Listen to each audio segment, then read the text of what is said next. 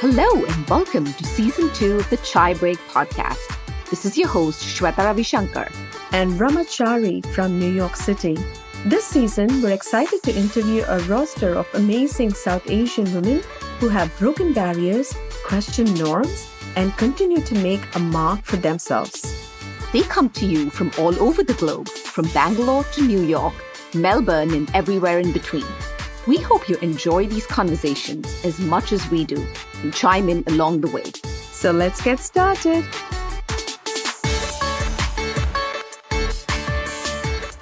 Hello, and welcome to the Chai Break podcast.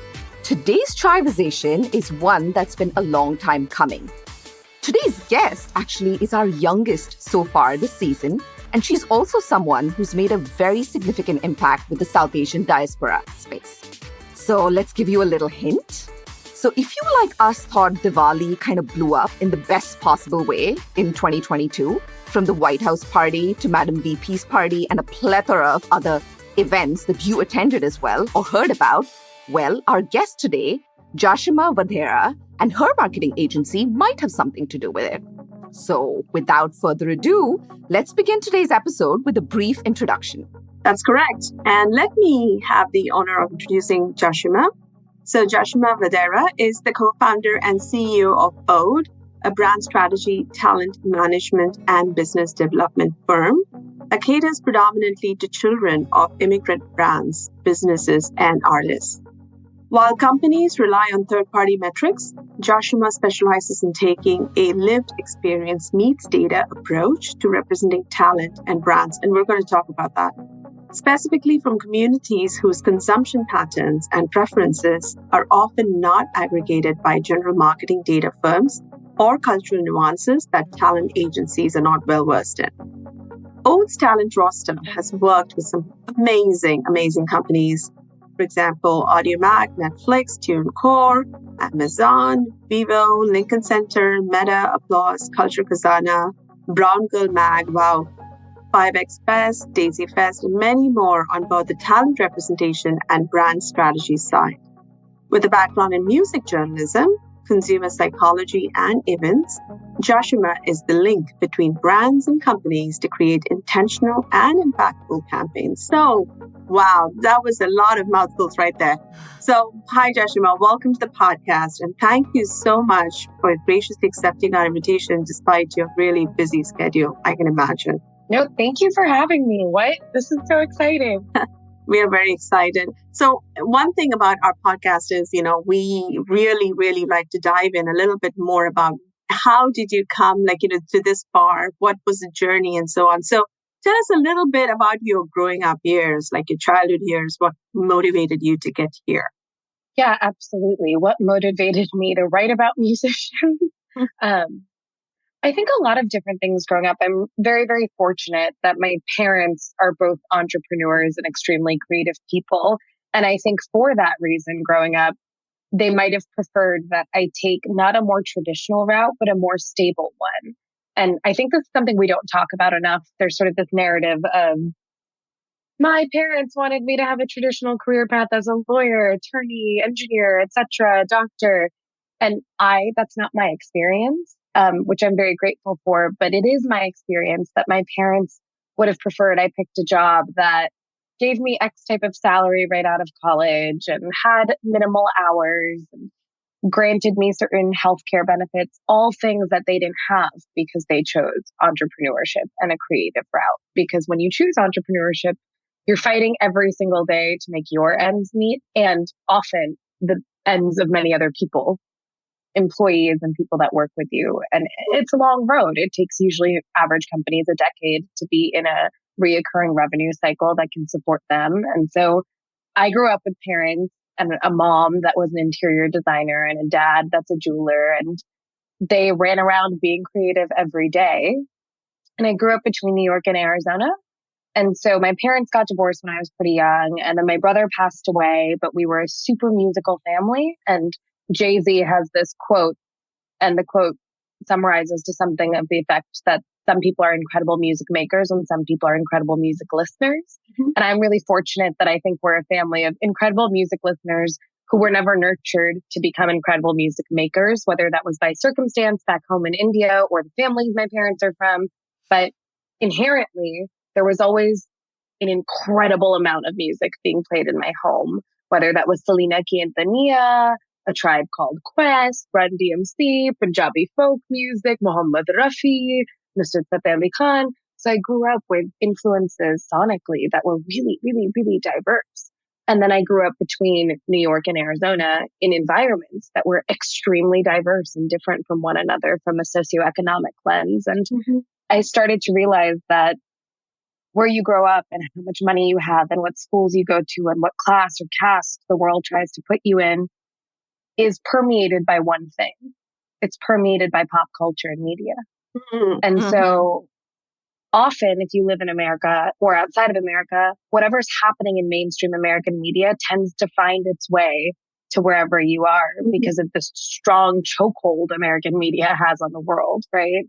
And so I started observing people growing up and I thought to myself, how does this person tell their story if they're not allowed into this space? Whether that's through systemic oppression or lack of education or resources or the zip code you live in. And how do I understand people across these very, very, very different walks of life, including my own?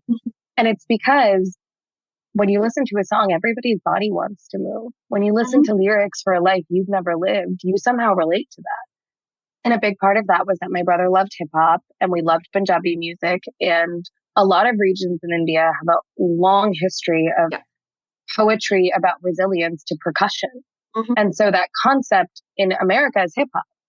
But for a lot of cultures pre-America, that's something that was the only way to tell your stories because you weren't allowed to publish books or aggregate knowledge. So this is a long-winded answer for I grew up in different environments that were really, really diverse. I had many different experiences in life where we were extremely privileged and wealthy and very much on the other side of that for a number of years in my adult life.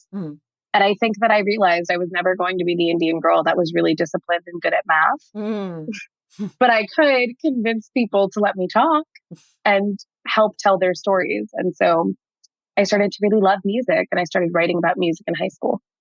That is so interesting because I have a 13-year-old.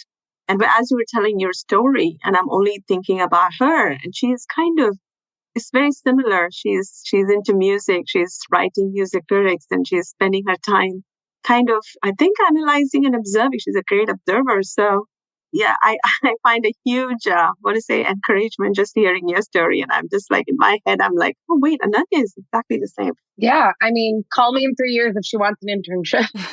Wonderful, Jashima. Now, this is actually very fascinating because, of all the guests we've talked to and whenever we ask about their family backgrounds, we recently, I think, what story I can connect with was when we interviewed Indian American actress Anjali Bhimani. We interviewed her and she, obviously picked the arts, creative field. And we were like, what was your family like? And she's like, oh, both my parents were doctors, but they were just like, they encouraged me to go this route. And they're like, if you can figure out a way to make money, we're okay with it. Right. So when I hear these very different kind of experiences and I see, where that creativity, where that spark actually comes from is when parents can understand that, see that, and kind of give you that leeway, and again, I actually connect this with another, a facet of my own life because my daughter is like that. I can see that she loves math, but, she tells me every day, she's like, I want to be SS, scientist and singer, is what she tells me. That's like all the time. And the thing is that now, with the exposure that I have and, having lived here, having gone through that traditional mindset of, you have to, because I passed out as an engineer, so you have to be this. So hearing these kind of different experiences kind of gives us hope that, this new generation will have more options and it is okay to do multiple things if you are good at it and if you can handle it, right? So thank you for this. I feel like it's so inspirational. I think creativity is being appreciated. And I think we have to give kudos to our generation who's actually helping the younger generation appreciate that. Absolutely. Where creativity is kind of stunted, whereas you, force people or pressurize them to go into certain areas where probably they were not inclined to. But that's a really good story to begin with. I also think that it's quite important to acknowledge that so much of how we live is based on survival in the West or survival in the countries that our parents are from, where your individual humanity has very little value because you're treated as replaceable. And so a lot of parents and families want their kids to have these skills or be in these careers, not because they don't love the arts, but because inherently they want you to be so valuable that you're not disposable. Right. Oftentimes when I'm talking to other South Asians, I hear us speak in a way and listen in a way where we're listening to see if we can be useful, relate to something, or commiserate. Because we've been conditioned for so long in the modern world to talk about who we work for, not the work that we do. Who is famous that we know, not the thing we created that we're proud of. And so we never learn to have value for our own skills or our own brains and our thought process. But inherently, we're some of the most artistic people in the world, right? My co-founder's name is Jashima Wadehra, and she's Bengali, and she's one of my favorite people in the world. But her entire community's commitment to the arts is solely correlated to the fact that they legitimately think it gives you the access to living a fuller life and expressing your feelings in a way that's very different to how I grew up as a North Indian, right?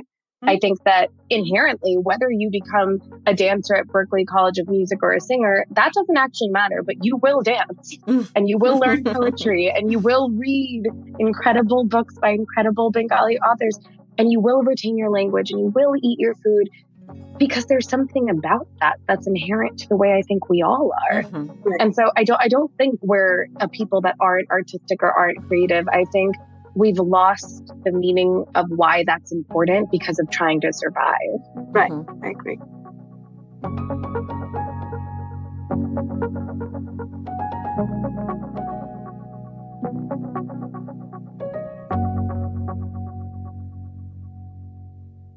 So, as you know, me and Rama grew up in India and then we moved here in the last decade or 2 decades. So what did you, as, an Indian American growing up here, did you see a lack of representation in the field, and especially in the creative field that you picked? You started writing in music and journalism and all of that. And what kind of, sparked your interest to be like, this is what I want to do and carve that trajectory to today, starting Ode with your co-founder? I think there's probably 3 moments I can pinpoint. The first one was elementary school in 5th grade. They have this thing here called promotion, where 10-year-olds need a very extravagant graduation. But there was a poetry competition and I won. And so I spoke at my promotion from elementary school to middle school. And I remember getting on stage and feeling like, oh, this I like. And I liked it in a way that felt different from dancing and dance performances and felt different from singing. And it was because people were listening to me for the first time. And I think despite having wonderful parents, sometimes some of the experiences in our culture are often that women are not listened to. And I mean like really, really heard. And so for the first time, I was standing in front of 200 people that were listening to me. And then when I got off, they asked me questions about what I said. And suddenly that was the moment where I was like, oh, does what I say have value? And that was when I think the interest peaked in me to write and to recite and care about things like thoughts and journalism and poetry and politics. And then in terms of representation, when I was younger, Soumya Krishnamurthy, who I still can't believe I've had the pleasure of meeting, but she was on MTV and she was one of the first hosts that were women, period. But I had never seen a South Asian woman in mainstream music and in mainstream music journalism. And this is a distinction I make because I consumed a lot of mainstream media growing up. And so for me, someone being South Asian like today and catering to South Asians, it's a nice and beautiful thing, but that wasn't representation for me. Seeing someone from a similar background that was positioned as equal to other people in an inclusive environment was representation for me. So probably seeing her host was really, really exciting for me. And then when I got a little bit older in high school, Shomi Patwari, who's an incredible Bangladeshi music video director, he's done everything from Beyonce to Shah Rukh Khan. And he did a music video called All of the Lights for Lupe Fiasco. And I wrote about this because I interviewed him once. But my brother and I used to read the credits of everything because my mom emphasized to us that who you see on screen is a fraction of a production. of anything in life, politics, news, journalism. So you need to do your diligence of understanding who was on that team to make that happen. Mm-hmm. So I used to read the ingredients to shampoo bottles, and then I used to wait in a movie theater until the very last credit left the screen. And so my brother and I were reading the credits of this music video. It was like very, very early YouTube days. And he was like, oh, I think this director is brown. And I was like, no, there's no way. Like, that's just not a real thing. And he was like, no, he is. And we were really excited about it. And then fast forward nearly 10 years, I'm interviewing Shomi, and my brother has since passed away.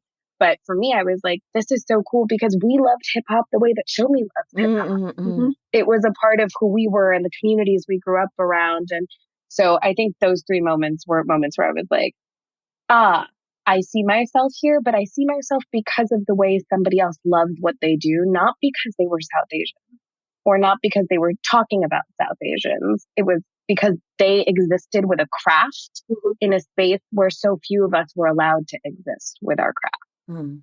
And the arts and culture in the South Asian scene is kind of almost goes hand in hand, right? Like in this, and it's not an option. At least the time when I was growing up back in India, and same thing I'm sure with Shweta as well, is that arts and music and dance was just part and parcel of how you were raised. It was never something like where you were, oh, would you like to learn music? At least I was never asked, do you like to learn music? I was like, you're learning music. Do you like to dance? Or you're learning dance. It was like, this was the upbringing we had back then where you have to learn music and dance. That's along with your education. These are the boxes that you need to check. So in South Asian culture, I think that kind of goes a little bit hand in hand.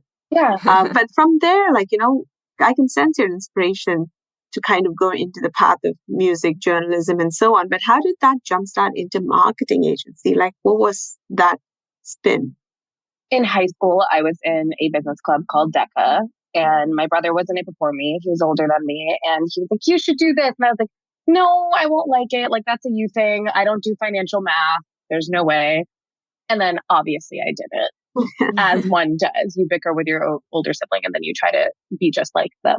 And so I went to a high school that was different than my brother's. He grew up in a very Caucasian part of Arizona that was exceedingly racist. And so I open enrolled to a different school through the IB program. And this little anecdote is funny because I got an F in math, and not an Indian F, an actual F, because I was very, very, very bad at algebra.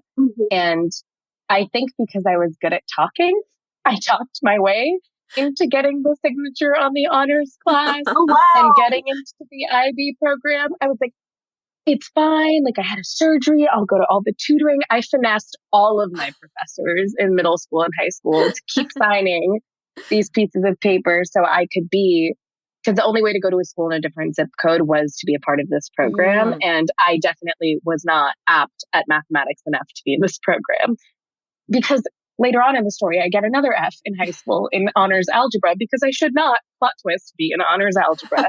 But what I did get out of that was going to a school that was extremely ethnically diverse and socioeconomically diverse. And there was a huge emphasis on kids participating in the arts, kids participating in business. And so DECA was this club where you had to make marketing plans and have business ideas and come up with innovative ways to sell them. You had to work in a student store. You had to work with local charities on packages for foster care groups and make pies with the culinary department and sell them. And so I started realizing the 3 things I thought I knew really well were food, feelings, and music. And all of them lived inside of every single business or every single story you tell. So I don't think it was ever writing that I became obsessed with, because my grammar and punctuation was and arguably still is offensive. But I think that I was in love with storytelling. And so being part of that marketing club allowed me to travel a lot, which comes with an immense amount of privilege, but allowed me to travel and allowed me to learn what it's like to have to communicate a story to somebody and make them buy into it, whether that story is a business, what parts of that business make it relatable, how I present that story, how I present my own story while I'm pitching a business. And so it was like 4 years of Shark Tank all the time. And I really, really, really loved it. And then I did things like speech and debate and student government and international club and took a lot of languages. And I started to realize that if you can just learn to speak to people Mm-hmm. and to listen to them actively. Mm-hmm. It doesn't matter what language you're talking to them in. It doesn't matter the subject matter. It could be anything. Mm-hmm. And then I graduated and I moved back to New York because I wanted to run from Arizona. And I worked in luxury automotive marketing with a childhood best friend's mom who needed help in accounting. And I scanned papers while I was in college. And then somebody quit in marketing. And I walked downstairs and I was like, this is why you should give me a job. Here's my resume. And I told her my story and she bought it. Ah. So I spent a year working for Experience Auto Group in luxury automotive marketing events. So effectively, people would buy their Ferrari, Porsches, Maseratis, Volvos, and we would plan events for them to encourage them to buy more of those cars or continue spending time and money with us. And at the same time, I was working at a law firm for medical malpractice and personal injury and scanning papers there because I just needed the money and New York was expensive. And I dropped out of a 4-year university and joined community college. And I worked 2 jobs full time while going to school full time. Wow. And then once I got the role in marketing, I had enough credits to not go to school for a little while and still graduate on time for my age, whatever that means. I quit the law firm and I spent a year learning. And it was excruciatingly hard. But I also learned everything about how to turn a story into a brand partnership, Right. into an event. How to make things make sense across industries. There was actually a very prominent South Asian jeweler at the time who has since gotten in some trouble, but we did a large brand partnership with them. So it was interesting to me to see that and to also observe the type of South Asians that got access to an environment like that and the types that didn't, because I very much grew up around people who, for a short period of my life, grew up with parents that were doctors, lawyers, engineers. But then for the rest of my life, that was not at all the common theme. And so it made me think about class and policy and oppression and colonization. And that informed a lot of my interest in journalism actually early on. And then I started to realize the same reason I didn't go to law school. That takes a lot of time and a lot of grammar and punctuation and some math.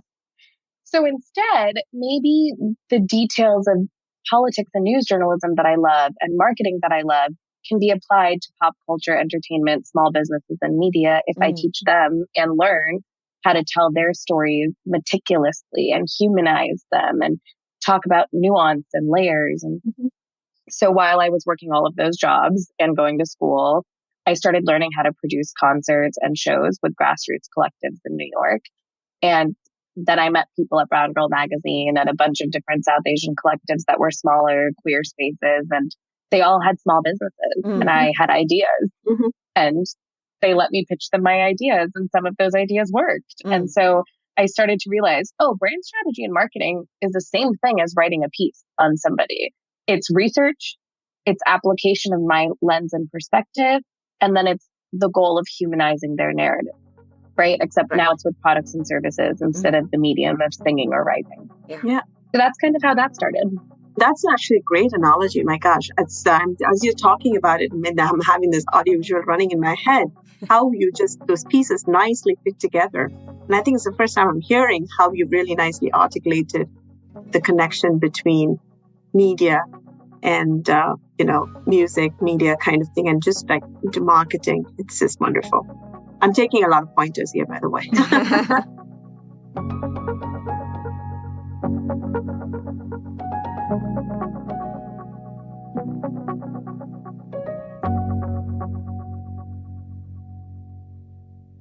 I read something very interesting on your website, and I think it goes back to what you were saying.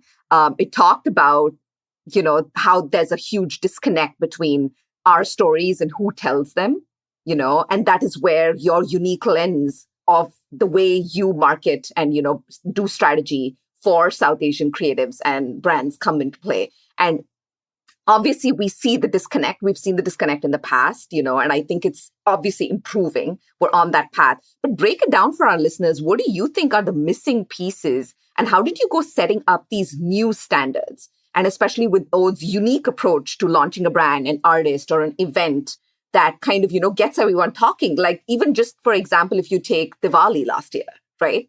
Yeah, absolutely. I think a few different things. All of that is largely because of my team and my co-founder. We met making short films together, and she's incredible. But Shoshana and I don't identify our work with being South Asian. We don't identify it with servicing South Asians.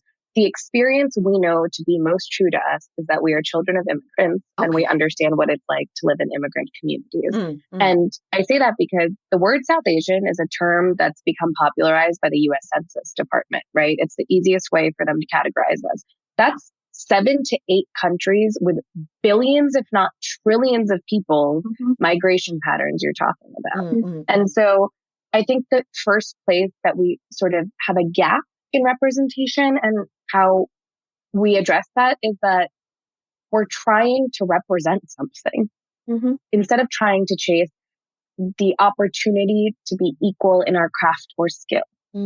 Right. And that's something we're really passionate about discerning at Ode, because when we look at things, I don't want to be the spokesperson for South Asian. I've covered predominantly musicians of South Asian background because nobody else would cover them. Not because they're South Asian, because I thought they were great. And when I can't write about them at a larger publication in music in general because they won't let us in, then we had to go internally, and there's incredible platforms like Brown Girl, like Juggernaut, like all of these other entities. And that's by design, right? It's by design that we weren't allowed to be presented in what is the mainstream. But I think it's really, really, really important for us to develop preference as a community and to do research. And so one of the gaps is definitely that we're not all the same. And I think, we need to start being able to see people and be like, it is wonderful that I don't feel discriminated by you. It is wonderful that I don't feel judged by you. It is wonderful that when I see Shweta dancing, I feel like, that's like a little slice of home. That's something I can understand. But when I write about her or I book her, it's because she's a great dancer, not because she's a South Asian dancer, not because she's a woman, but because she's great. And she deserves to be paid equally, programmed equally. And I think we're slowly getting there, at least in America. But London and Toronto are great examples of markets that have older immigration patterns and larger pockets of communities in specific areas. And so they have preference in a way that we don't yet. I think that there's this sort of sentiment of needing to support everybody, or if you constructively criticize something, it's hate. And in reality, I would love for us to be in a world where there's so many South Asian businesses that it's okay if you don't like that restaurant. It's okay if you don't like that movie. You don't have to, because maybe that doesn't speak to you. And allowing people to be imperfect and to be in progress and to be learning, that I think creates real equity in media and in the world. I need to be able to be like, wow, I read something I wrote 2 years ago, 4 years ago, yesterday, and that was bad. But cool. Every writer's written something bad.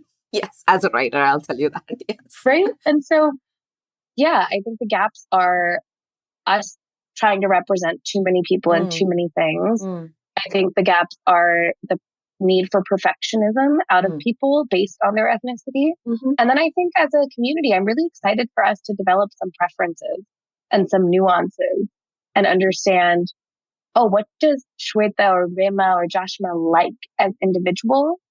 And then do they like it because it's culturally informed, because somebody looks like them?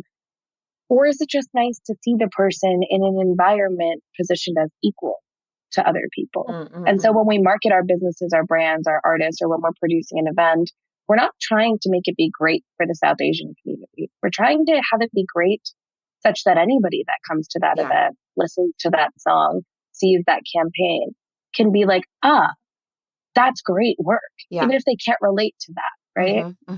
Shoshana, my co-founder, produced and directed a short film called Davat a few years ago that I assistant directed on, and it's on Roku now, which is exciting for us. But when she did that, I've been to Punjabi versions of a Davat, a dinner that you go to, but I've never been to a Bengali or Bangladeshi Davat. But what can I relate to when someone watches that film? Incredible actors, incredible cinematography, incredible color grading, warm tones that remind me of our culture in general, certain things that the film addresses without being too on the nose, but are relatable narratives. So we don't have to constantly be looking for the exact same thing. We need to consume our own people the way we consume other people. And I think that's the real key to representation and inclusion. Can I grant people from similar backgrounds as me the same grace, the same opportunity? Will I buy the tickets to their shows? Will I buy their books? Will I show up for that in the way that I show up for people that have nothing to do with me? Yeah, yeah. No, I think this is very interesting because when me and Rama were talking about, this episode today, this is exactly the conversation we had because, this is a good segue because we talked about, diversity and inclusion. Yeah. But I almost feel like today, diversity and inclusion has just become a box. Whether you're a corporate, whatever you are, like, is a box that they want to just check off. So I think the question is like, are you really trying to retrofit events, artists, employees of color, or are you actually trying to do the groundwork to truly make a difference? Because this goes back to how me and you met, at the event and the discussions we had that kind of, sparked this whole conversation about they need to do better. They need to be more informed and, understand those nuances, those layers. And it's very easy to go that route of unknowingly cultural appropriation, not understanding where these artists come from and just having that basic, understanding and that lens about this stuff. And I have another friend who's in HR, in diversity and inclusion, and this is a conversation I have with her all the time. So what is your take on all this? What is my take on which part? The diversity and inclusion part, and how, do you see it still being, is it a retrofit or is it do you also see the work, on the other spectrum? I think it's getting better. And I think I love history. And so when you study empires and you discern why they fell and why they rise again, and you start looking at agricultural resources, religious conversions, war, and then nature boundaries, mountain ranges, water. There's some of that if we just paid some attention to, we could avoid some of the same problems, but we just don't do that, right? And so similarly here, we're not the first people to fight for representation. And I think that America has a long history of how it treats other populations. And I think real success will come from our communities engaging with other communities. And I think that what that means is different for every person, right? Okay. So I'm trying to aggregate my thoughts in a way that I can articulate them well. I think there's two layers of things. One, on the South Asian representation front in the world. I joke that we're going through puberty, where I think everything is South Asian right now. These South Asian actors, these South Asian musicians, South Asian this, Diwali this. I barely grew up celebrating Diwali for what it's worth. And when I did with my dad's family, it was a sweet religious holiday where we lit candles and sang a prayer.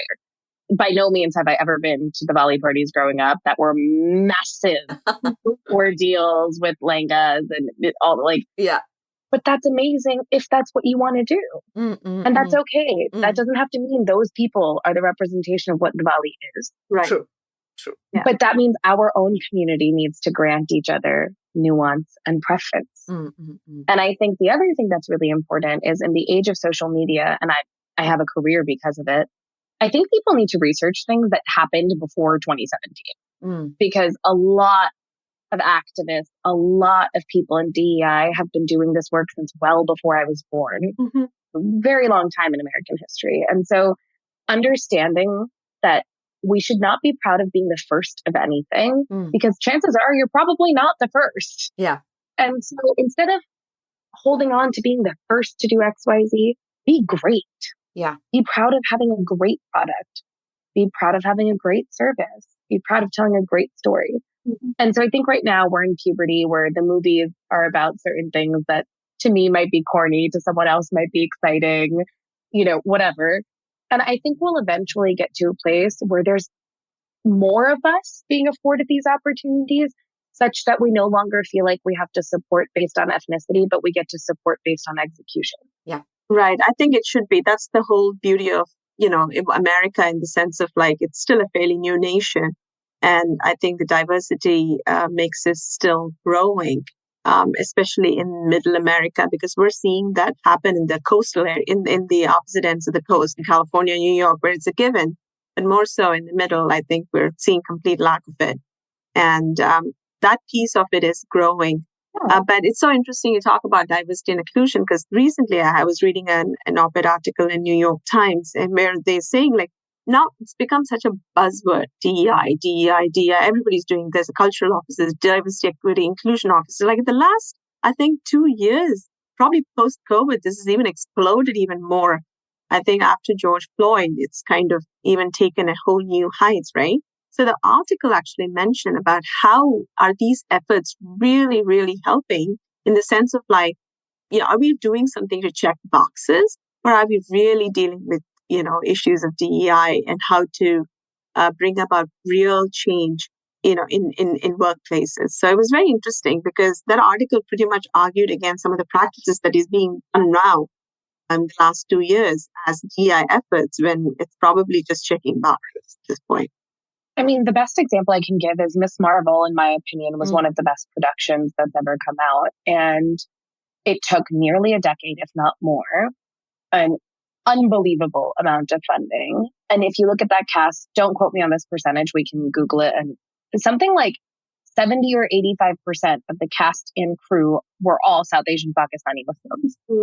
Even with that, they still hired cultural consultants to come in and fact check, is this in fact a representation of this type of family and this socioeconomic dynamic in New Jersey?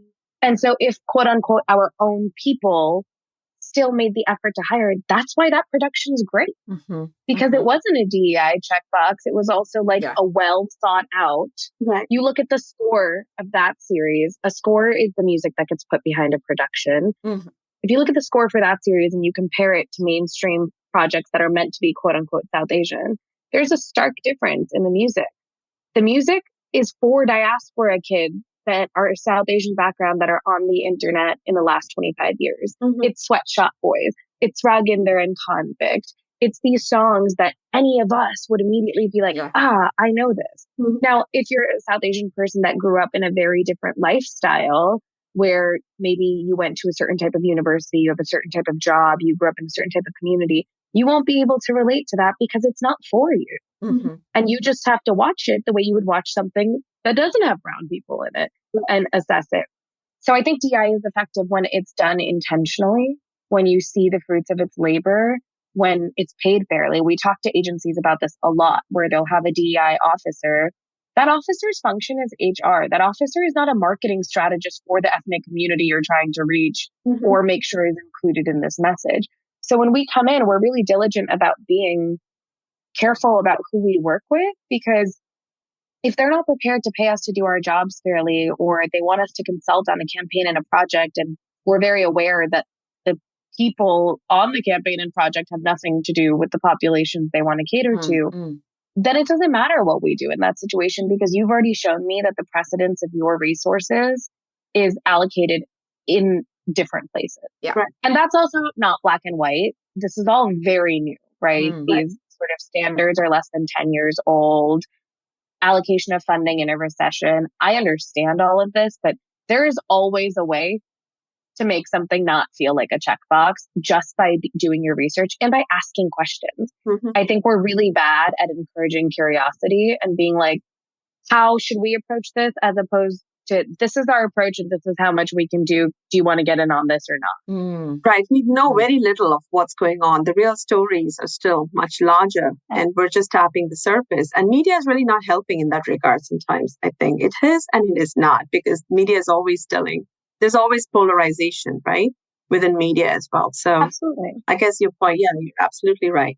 And I think about your daughters and the world that I grew up in, and I want to work on stuff that makes more Soumyas. And if somewhere along the line, that means somebody wants to talk about their heritage, like I love poetry. And when I do poetry, a lot of it is in Punjabi and Urdu and Hindi, because those are the things that I feel and identify with, then that's great. But fundamentally, there's going to be the highest amount of interracial children there ever have been. There's going to be the highest amount of pop culture absorption because of the internet making it so it doesn't matter where you live to some degree. And so we want to create things that are inclusive by positioning people as equal, irrespective of their background, and fighting for them to get compensated in the same way, and creating careers in media and entertainment for young people of color. And if that takes me longer because we don't overtly identify with doing everything for and by South Asians, then that's okay. Because fundamentally, I can only do what's authentic to me, and my life is not for and by South Asians. I don't even know really what that means. It's a billion people. Right.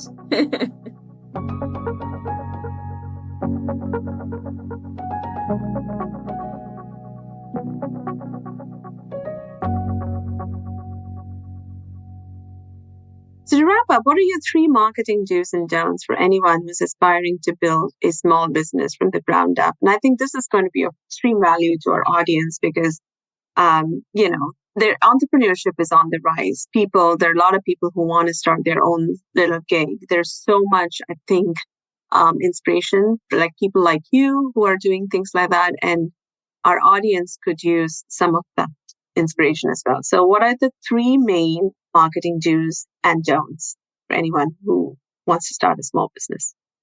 Okay. The first do is to start with whatever knowledge you have. Mm-hmm. Google things, but just start.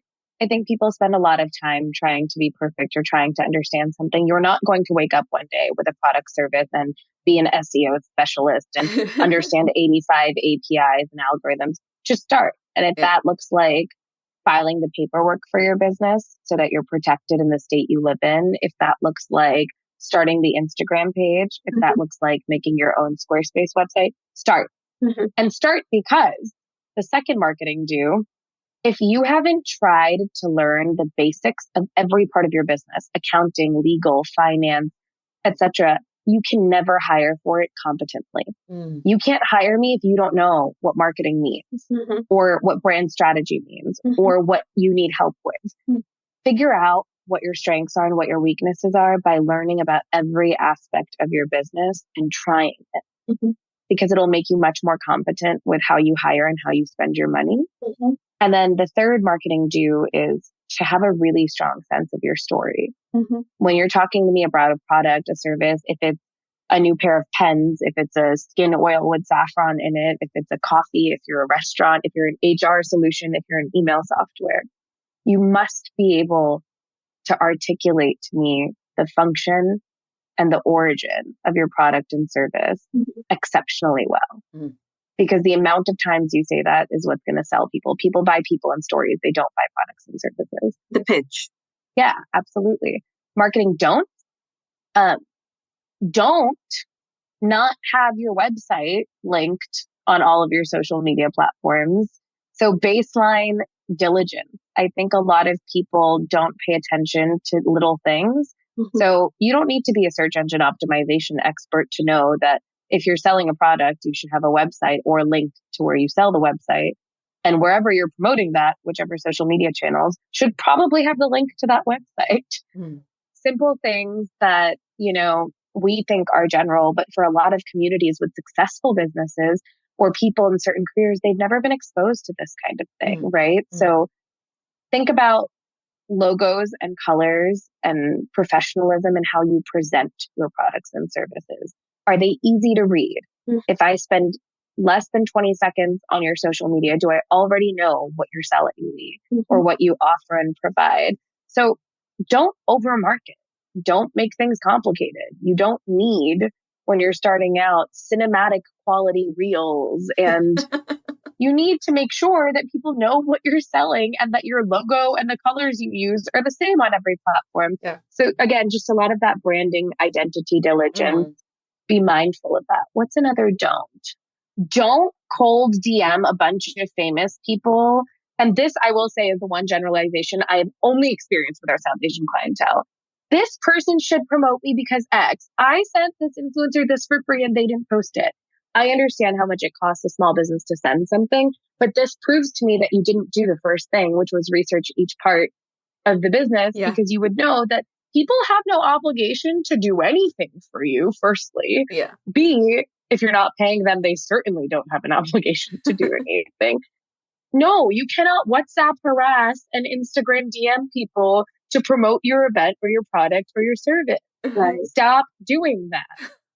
And so I think those are my do's and don'ts. The fourth do I'll say is make sure you're active in the communities you want to feel seen by. I tell people this a lot when they're like, there's no calendar of South Asian diaspora events or there's no this. I said, cool, go to one.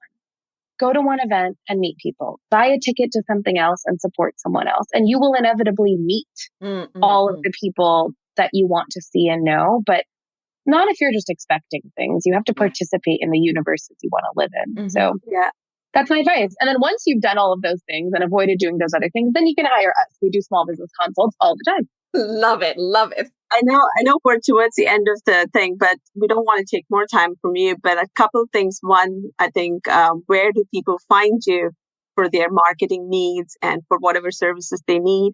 And two, second question, how do you de-stress given the busy lifestyle you have? Yeah. Where do they find us? Yeah. odeto.co. There's a contact form there. The company is called Ode, and Ode means a dedicated poem. So everything we do is a dedication to someone, something, some part of us. Beautiful. Or you can just email me, Jashima at odeto.co. We always have time to talk to someone, and there's always some permutation of an affordable consult, especially if it's in the populations we care about servicing. How do I de-stress? I dance.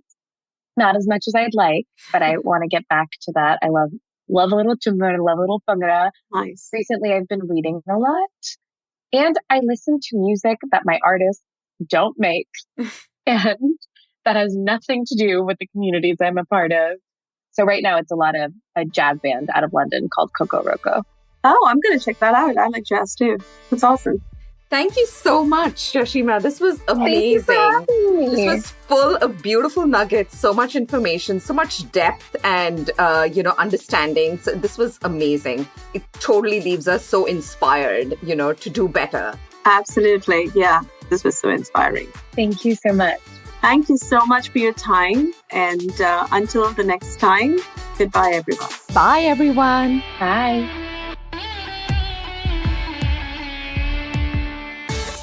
You can find us wherever you listen to podcasts. Do continue to give us your valuable feedback via ratings, reviews, and hit the subscribe or follow button so you don't miss out on our new episodes. Your support means the world to us. And don't forget to follow us on Instagram at chai_break_podcast to get the scoop on our latest episodes dropping every Wednesday. You can also write to us at chaibreakpodcast@gmail.com.